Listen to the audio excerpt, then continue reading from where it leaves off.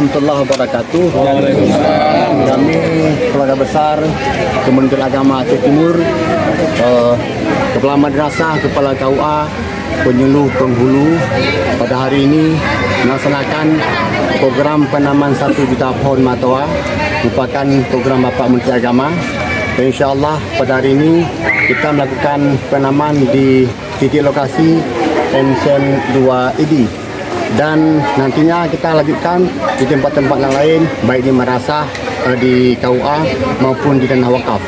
Semoga satu pohon ini memberikan manfaat kepada sejuta umat dan kepada alam lingkungannya. Demikian, Assalamualaikum warahmatullahi wabarakatuh.